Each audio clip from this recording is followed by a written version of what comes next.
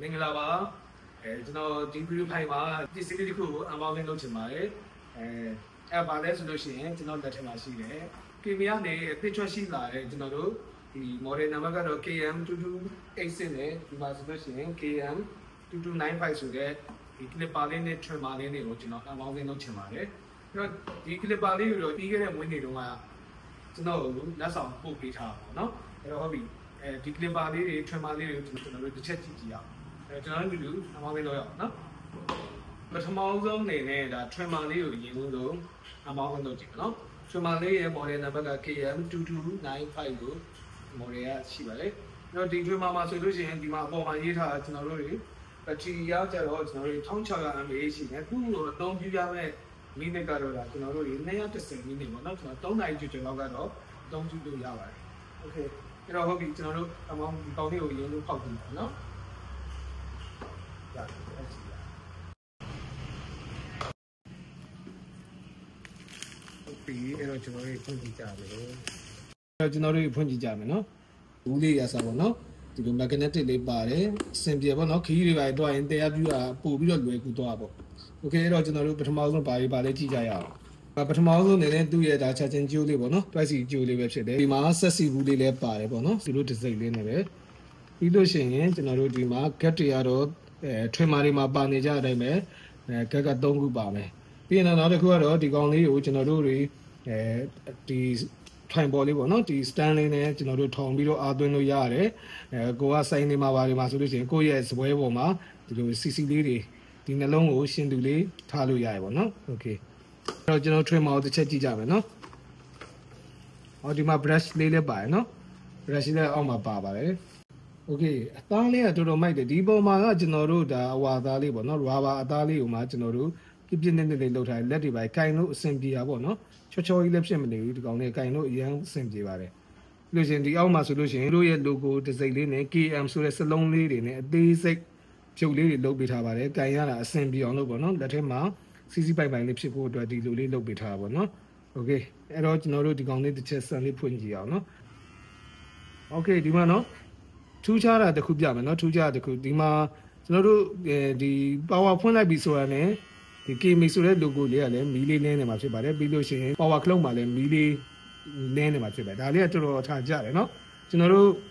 ဒီ clipper တွေတော်တော်များများမှာဒီပုံစံလေးတွေတိတ်ပြီးတော့မတွေးရအောင်ပေါ့เนาะဒါ KMI မှာပထမအဆုံးဒါ logo လေးကစမီးလင်းနေတဲ့ပုံစံလေးပေါ့เนาะဒီဟန်တော့ကြပါတယ်အဲ့တော့အသွားလေးတစ်ချက်ကြည့်ကြည့်အောင်ဒီမှာဆိုလို့ရှိရင်ပါပြီးတော့ခြုံနေတယ်ပေါ့เนาะစက်တန်လေးလည်းညံ့ညက်လေးပဲဒီမှာတော့သူမိနစ်တွေပါတော့ပြမှာမဟုတ်ဘူးဒီလိုကျွန်တော်တို့အားသွင်းမယ်ဆိုလို့ရှိရင်ဒီပေါ်မှာတွင်းလို့လည်းရတယ်ဒီပေါ်မှာဒီလိုအထောင်သွင်းလို့လည်းရတယ်ဒါမှမဟုတ်ဒီကနေကျိုးနဲ့ဓာတ်ရိုက်သွင်းခြင်းနဲ့တွင်းလို့ရတယ်ပေါ့နော်ဒါလေးကတော့ trimmer ဖြစ်တယ်သူ့ရဲ့ model number ကကျွန်တော်တို့ဒီခုနကပြလို့ပဲဒီမှာ KM2295 ဖြစ်ပါတယ်နော် Okay ရဆိုလို့ရှိရင်နောက်ထပ်တစ်လုံးအနေနဲ့ဒီမှာကျွန်တော်တို့ KM2286 model ရှိတဲ့ဒီ clipper ကိုထပ်ပြီးတော့ unboxing လုပ်ကြည့်အောင် design လေးကတော့အတူတူပဲเนาะအားလုံး design တွေအတူတူပဲ clipper နဲ့ trimmer နဲ့ဒါပဲကွာသွားမယ် battery တွေကွာသွားမယ်ပေါ့နော်မှာဆိုလို့ရှိရင် RPM ကကျွန်တော်တို့8800 RPM ပါမယ်ပြီးရင် battery ကတော့4500 mAh ပေါ့နော်အသုံးပြုနိုင်တဲ့မိနစ်ကတော့160ပေါ့နော်4နာရီလောက်ကတော့အသုံးပြုလို့ရတယ်4နာရီကြော်လေးပေါ့နော်4နာရီလောက်က AC အသုံးပြုလို့ရတယ်ပြီးရ model number က KM2286 ဖြစ်တယ်စောစောလိုပဲဒီမှာ magnetic လေးပါတယ်ခီးတွေပါတယ်သွားရင်ပို့ပြီးတော့အဆင်ပြေပါပေါ့နော်တည်သွားလို့ရတယ်ဟုတ်ပြီနော်အခုဒီမှာမြင်တွေ့ရသလောက်ကတော့ခုနက trimmer မှာဒီလိုတပတာလေးမပါဘူးဒါကလည်းသူတို့နှလုံးပေါင်းပြီးတော့တွင်းလို့အဆင်ပြေနိုင်အောင်လို့တုံးမဲ့ထည့်ပေးတာဖြစ်မယ်ပြီးလို့ရှိရင် gap တွေတော်တော်များပါတယ် gap တွေဒီမှာလည်းပါတယ်ဒီမှာလည်းတော်တော်များတယ် gap ရေအတွက်က9ချက်ပါတယ်နော်ပြီးလို့ရှိရင်သူ့ရဲ့ gap တွေကဒီမှာနော် magnetic နဲ့ဖြစ်သွားပြီကျွန်တော်တို့ကတ်လိုက်ရုံပဲနော်ဒီလို gap clipper မှာဒီလိုလေးကတ်လိုက်ရုံပဲ60 mm ထိပါတယ်နော်ဒီမှာ60 mm ထိပါတယ် gap design လေးလည်းသူဒီအရောင်လေးနဲ့ပေါ့နော်သူ့ရဲ့ဘူးအရောင်လေးနဲ့စင်တူလေးထုတ်ပေးထားတယ်ပြီးလို့ရှိရင်အရောင်နံပါတ်လေးမှာဆိုလဲအရောင်လေးတွေကတက်ရောင်စီပေါ့နော်ကတ်တစ်မျိုးမှာအရောင်လေးတွေတစ်မျိုးစီနဲ့လုပ်ပေးထားတယ်တွားလေးကတော့ကျွန်တော်ဒါနည်းနည်းလေးတော့ခြုံတယ်ပေါ့နော်ကက်က0.5 mm နဲ့စပြီးတော့ပါတယ်ခုနက60 mm ထိပေါ့နော်ဒီလို 0.5 mm တော်တော်လေးကိုသုံးလို့အဆင်ပြေပါတယ် 0.5 mm ကတုံဆက်တွေမှာပါလေးပါသားမရှိဘူးပေါ့နော်အခုနောက်ပိုင်းဆက်တွေမှာတော့တွေ့နေရတယ်ပါလာဒီလို magnetic နဲ့ gap တွေမှာဆိုရင်အများဆုံးပါတာကိုကျွန်တော်တွေ့ရှိရတယ် ဟုတ်ပြီအဲ့ဆိုရင်ကျွန်တော်တို့တွေဆက်ပြီးတော့ကြည့်အောင်နော်စောစောလိုပဲကျွန်တော်တို့အထိုင်လေးဖြစ်တယ်နော်အားသွင်းရင်အထိုင်လေးနဲ့အားသွင်းခြင်းနဲ့ရတယ်ဒါဆိုရင်ကျွန်တော်တို့ clipper လေးကိုစပြီးတော့ကြည့်ကြည့်အောင်ဒီအောက်မှာတော့ကျွန်တော်တို့နော်ဒီမှာ brush လေးတွေပါမယ် okay ကျွန်တော်စောစောပြောလို့ပဲ design ကတော့အတူတူပဲဒီအလဲကောင်ကကျွန်တော်သားပုံစံမျိုးလေးနဲ့ပေါ့နော်ဒီကန်ရ smooth ဖြစ်တယ်စောစောကထွင်မာလို့ပဲ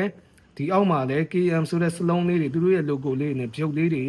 အချာလေးလောက်ထားဖြစ်တယ်နော်ဒီထဲမှာ CC ပိုင်ပိုင်လေးဖြစ်အောင်လို့ပေါ့နော်ဒီမှာတော့ jig လေးရောပါလာပဲနော်ချိတ်ထားခြင်းချိတ်ထားလို့ရပါပေါ့ okay အဲ့ဆိုကျွန်တော်အသွားလေးတစ်ချက်ကြည့်ကြည့်အောင်အသွားလေးကတော့ဒီမှာ taper blade ဖြစ်တယ်နော် taper blade ကိုမှကျွန်တော်တို့ပပချွန်ချွန်လေးဖြစ်တယ်ဒီ adjust key မှာဆိုလဲကျွန်တော်တို့ဘယ်နှဆင့်လုပ်လို့ရမလဲ4ဆင့်လောက်လုပ်လိုက်မယ်1 2 3 4 4ဆင့်လုပ်လို့ရမယ်နော်ဟုတ်ဒါဆက်လေးဖွင့်ကြည့်ရအောင်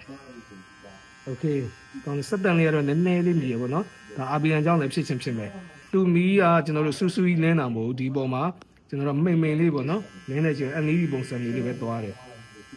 ဟုတ်ပြီအဲ့ဆိုရင်ကျွန်တော်တို့ဒီ clipper နဲ့ trimmer လေးပေါ့နော်ဒီကောင်လေးတွေကိုကျွန်တော် charging လေးစမ်းကြည့်မယ်ဒီလိုအားသွင်းထားမယ်ဆိုလို့ရှိရင်ဒီ power key လေးမှာအနီရောင်လေးပြနေမယ်အားပြည့်သွားရင်တော့အစိမ်းလုံးဖို့အပြာပေါ့နော်ဒီလိုလင်းမနာတော့မသိဘူးဒါမှမဟုတ်သူ့ရဲ့ original လိုက်တယ်အဖြူအောင်လေးလင်းမနာတော့မသိဘူးပေါ့နော်အားပြည့်အောင်တွင်းကြည့်ရပါပေါ့ဒါတော့အတူတူပါပဲပေါ့နော်ဟုတ်ပြီအဲ့တော့ဒီ clipper လေးတွေ trimmer လေးတွေကတော့ဒါ KV ကနေနောက်ဆုံးထွက်ရှိထားတဲ့ new model လေးဖြစ်တယ်အဲ့တော့ဒီ clipper လေးတွေတော့ကျွန်တော်အသုံးပြုပြီးတော့စမ်းပြီးတော့ညှက်ကြည့်မယ်အဲ့ကြတဲ့ကျွန်တော် video file review video file လေးပြန်ပြီးတော့ကျွန်တော်ရိုက်ပေးပါမယ်အခုနောက်ပိုင်းဆိုလို့ရှိရင်ဒီ KV က clipper တွေကိုတေချာလေးအရင်ထပ်ပို့ပြီးတော့ model တွေရောပြီးလို့ရှိရင်စုံလာတယ်ကျွန်တော်တို့တွေစပင်စညတုံးမှာဆိုလို့ရှိရင် Telegram ပဲရှိရပါတော့ကျန်တဲ့အခုလို development တွေကျွန်တော်တို့နိုင်ငံမှာတိတ်မရှိဘူးကျွန်တော်တို့စပင်စညတုံးမှာဆို KB ရှိမယ် review ပဲရှိမယ်ဒီလိုမျိုးနဲ့ပဲကျွန်တော်တို့တွေစပင်စညခဲ့ရပါတော့ဟုတ်ပြီအဲ့တော့ဒီ clipper လေးတွေကိုကျွန်တော်ဒါတရက်ကြာ review video file လေးပြန်ပြီးတော့ရိုက်ပြီးတော့တင်ပြသွားပါမယ်ဒီ Amazon video file လေးကိုကြည့်ရှုပေးတဲ့တယောက်ချင်းစီတိုင်းကိုကျေးဇူးတင်ပါတယ်နောက်ထပ် video file တွေမှာကျွန်တော်တို့ပြန်လည်ဆုံတွေ့ကြရအောင်